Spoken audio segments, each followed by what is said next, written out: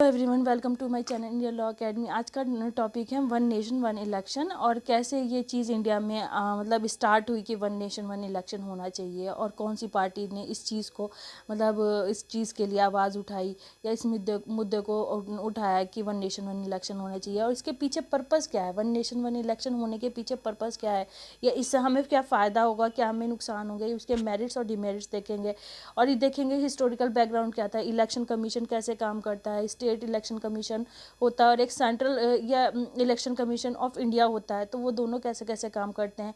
और one nation one election अगर होता है तो ये दोनों इलेक्शन कमीशन कैसे काम करेंगे, स्टेट इलेक्शन कमीशन और central election commission of India, ये दोनों कैसे काम करेंगे। ठीक है, जो वोटर लिस्ट है वो कैसे एक दूसरे के पास आएगी, या जो भी सिस्टम है वो कैसे काम करेगा, वो सब चीज़ हम देखते हैं। सबसे पहले हम देखते हैं इसका हिस्टोरिकल बैकग्राउंड। जैसे कि हम सभी जानते हैं 15 अगस्त 1947 को हमारा इंडिया या हमारा भारत आज़ाद हुआ। तो उस टाइम पे जब हमारा भारत आज़ाद हुआ तो हमें इलेक्शन की ज़रूरत पड़ी, हमें किसी लीडर की ज़रूरत पड़ी। तो सन 1950 से सन 1951 में पहला लोकसभा इलेक्शन किया गया और जिसमें दो बड़ी पार्टी थी। एक तो थी इंडियन नेशनल कांग्रेस, ठीक है, फर्स्ट जो पार्टी थी, और सेकंड पार्टी थी जो बड़ी पार्टी थी communist party of India. National Congress, Indian national Congress, ठीक है, और दूसरी थी कम्युनिस्ट पार्टी ऑफ इंडिया। ठीक है, जो नेशनल कांग्रेस थे, इंडियन नेशनल कांग्रेस के जो लीडर थे वो पंडित जवाहरलाल नेहरू थे। ठीक है, और जो कम्युनिस्ट पार्टी ऑफ इंडिया के लीडर थे वो A.K. गोपालन थे।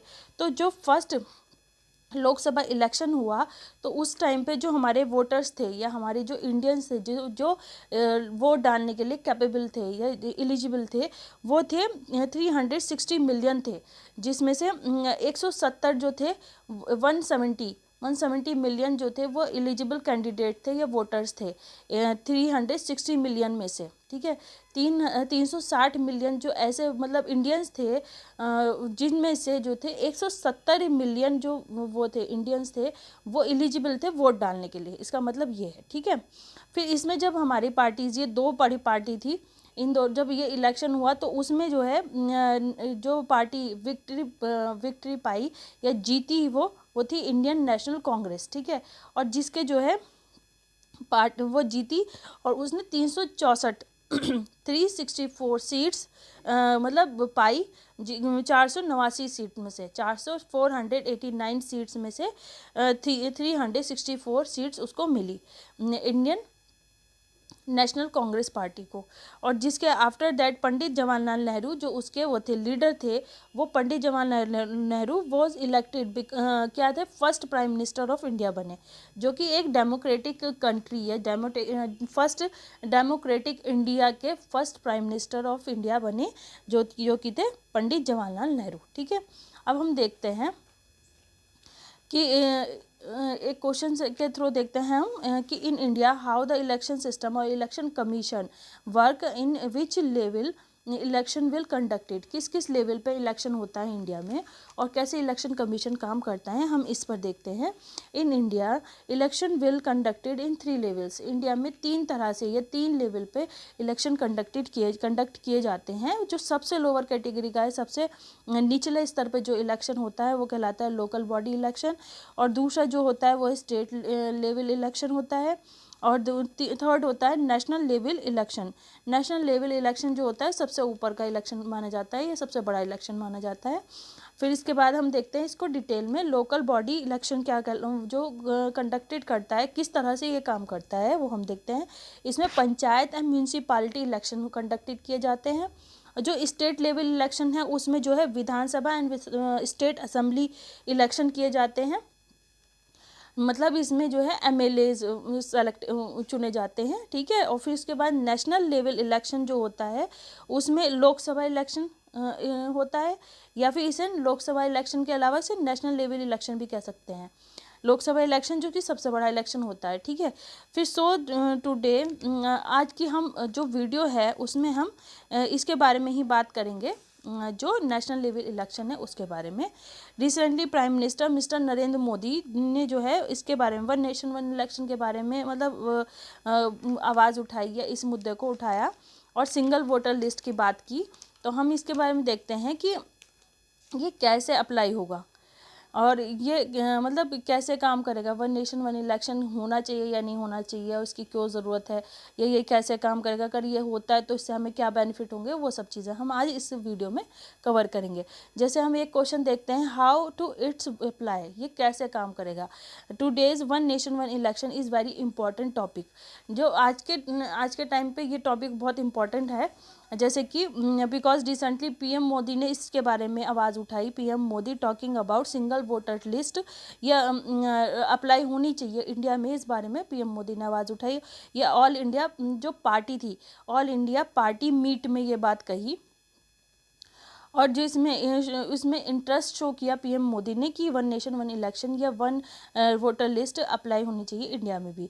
इसके पीछे जो सिंगल वोटर लिस्ट क्या, इसके पीछे जो इंटरेस्ट क्या है, कंट्री का इंटरेस्ट है। जैसे कि टाइम बचेगा, जैसे कि सोर्सेज जो है हमारे वो कम, मतलब उनका वो बचेंगे, या पैसा बचेगा, और जैसे कि हमारा टाइम भी बचेगा, मेहनत भी बचेगी, जिसके पीछे हर इलेक्शन के पीछे कितनी मेहनत लगती है, कितना पैसा लगता है, और कितना ज़्यादा हार्ड वर्क होता है, तो वो सब बचेगा। तो इसके पीछे पर्पस ही है, purpose behind for saving many quality time and said that PM Modi for panchayat और म्यूनसिपालिटी इलेक्शन एंड विधानसभा और लोकसभा इलेक्शन एक कॉमन इलेक्टोरल रोल और single voter list will made और apply for saving many quality time and development projects work will not be survive.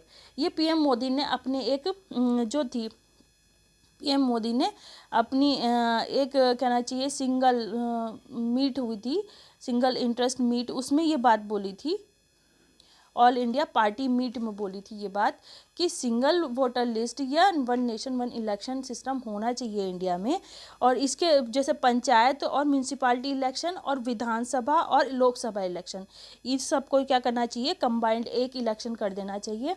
और इसके पीछे का reason ये बताया पीएम मोदी ने कि जो हमारा टाइम है, जो हमारे पैसा है, जो हमारा हार्ड वर्क है, जो इलेक्शन के पीछे लगता है, वो सब हमारा बचेगा।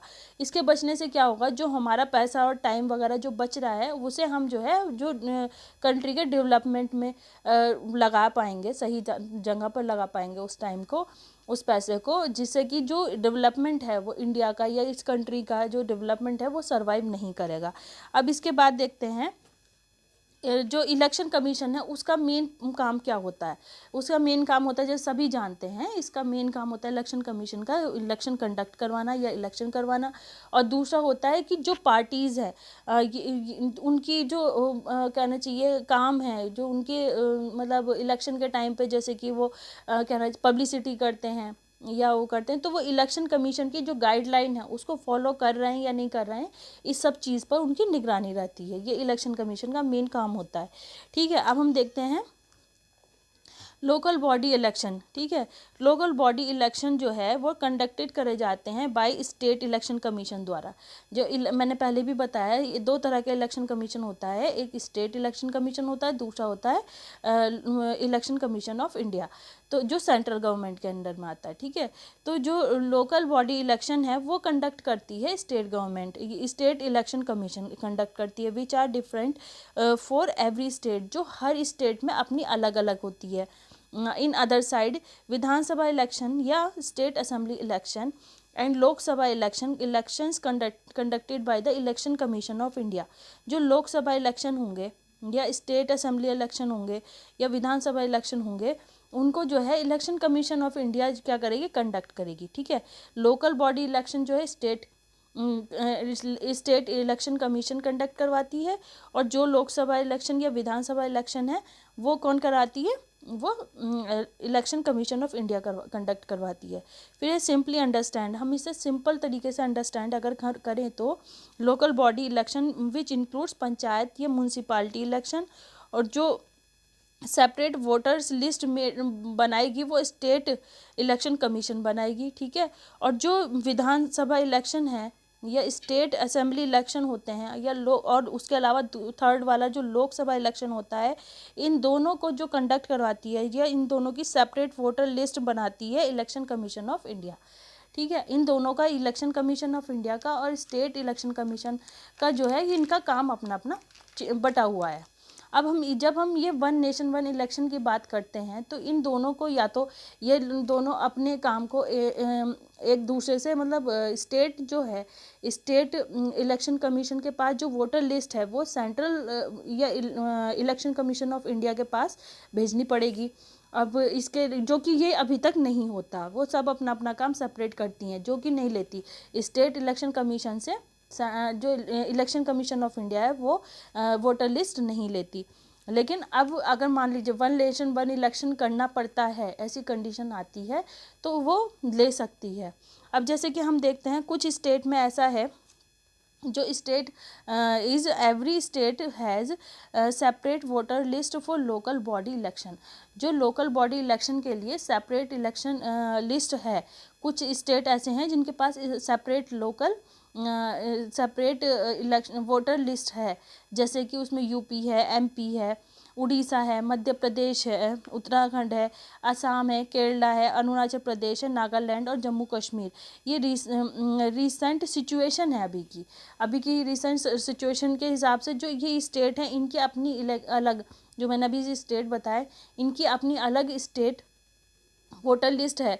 लेकिन जिनकी नहीं है वो सेंट्रल जो स्टेट कमीशन जो कमीशन ऑफ इंडिया है उसकी वोटर लिस्ट के हिसाब से काम करते हैं। लेकिन वन नेशन वन इलेक्शन होने के बाद वो वाली जो स्टेट वोटर लिस्ट होगी वो वोटर लिस्ट जो होगी इलेक्शन कमीशन ऑफ इंडिया को देनी पड़ेगी या उसके साथ को रिलेट करना पड़ेगा, जैसे भी है। फिर उसके बाद why single voter list is demanding by the central government for in these two election commission and all levels of election. ठीक है, जैसे प्रॉमिस किया गया, ये इसकी वन नेशन वन इलेक्शन की क्यों बात की गई या क्यों ये इस चीज़ को उठाया गया, ये इस क्वेश्चन के थ्रू हम देखते हैं। जैसे कि बीजेपी जो है, बीजेपी गवर्नमेंट ने अपने जो इलेक्शन के टाइम पे जो पिछले साल पे लास्ट ईयर जो इलेक्शन हुआ था लोकसभा इलेक्शन में, बीजेपी गवर्नमेंट ने प्रॉमिस किया था और इसके लिए अपनी आवाज़ भी उठाई थी वन नेशन वन इलेक्शन के लिए। और इसके पीछे उन्होंने रीज़न भी बताया कि इसके पीछे ये रीज़न है कि हमारा टाइम बचेगा, पैसा बचेगा और हमारी जो मेहनत है, हार्ड वर्क है वो बचेगा, लेस वर्क लोड भी कम होगा, जिससे जो हमारा ये सब चीज़ें जो हमारे रिसोर्सेज बच रहे हैं इनको हम सही जगह पर लगा सकेंगे, जैसे कि कंट्री के डेवलपमेंट में लगा सकेंगे। वैसे देखा जाए तो ये इसका पर्पस बहुत ठीक है, अच्छा है, होना चाहिए। लेकिन इसके पीछे अगर ये ऐसा होता है, अभी तक तो नहीं है, अगर ऐसा होता है तो हमारे जो कॉन्स्टिट्यूशन है उसमें काफ़ी अमेंडमेंट करने पड़ेंगे, वो भी हम आगे देखेंगे। ठीक है, कॉमन वोटर लिस्ट जो होगी, आप after that less effort less expenses खर्च होंगे। तो कॉमन वोटर लिस्ट बनने के बाद ये फ़ायदा हो तो हमने देख ही लिया। फिर हम इस बीजेपी ओनली वन पार्टी वो रेज देयर वॉइस या demand for one nation one election. क्या बीजेपी ही ऐसी एक पार्टी है या एक ऐसी मतलब रूलिंग पार्टी, जैसे अभी सेंट्रल में तो है ही, तो क्या बीजेपी ही ऐसी पार्टी है जिसने ये आवाज़ उठाई वन नेशन वन इलेक्शन की? ऐसा नहीं है। और दूसरी भी पार्टी रही हैं, उन्होंने भी इसकी ज़रूरत बताई, इलेक्शन कमीशन ने भी बल्कि बताई है इसकी ज़रूरत, वो हम देखते हैं सन 2015 में। अभी हम उसको डिटेल में देखते हैं। In 1999 and 2004 election commission of India also wants to apply that single voters list system. जो इलेक्शन कमीशन था, इलेक्शन कमीशन ऑफ इंडिया ने भी इसके बारे में कहा कि सिंगल वोटर लिस्ट को हमें अप्लाई करना चाहिए। And law commission also wants to apply this in 2015 and recommend this in their report. Law commission की जो रिपोर्ट थी 2015 में, उन्होंने भी इसकी ज़रूरत महसूस की और उन्होंने भी इसके लिए सन 2015 में अपनी रिपोर्ट में कहा कि one nation one election system होना चाहिए। अब हम कॉन्स्टिट्यूशनल अमेंडमेंट देखते हैं कि अगर ये वन नेशन वन इलेक्शन हो जाता है तो इसमें क्या अमेंडमेंट करने पड़ेंगे। जैसे कि आर्टिकल देखते हैं हम, आर्टिकल 243 के और आर्टिकल 243 ZA, ठीक है, will be amended for that single voter list. Single voter list करने के लिए इन दो आर्टिकल्स में हमें अमेंडमेंट करने पड़ेंगे। जो लोकल बॉडी इलेक्शंस को स्टेट इलेक्शन कमीशन से कंडक्ट किए जाने से डील करता है, ये जो आर्टिकल है ये। और साथ ही सेंट्रल गवर्नमेंट को स्टेट गवर्नमेंट को भी मनाना पड़ेगा।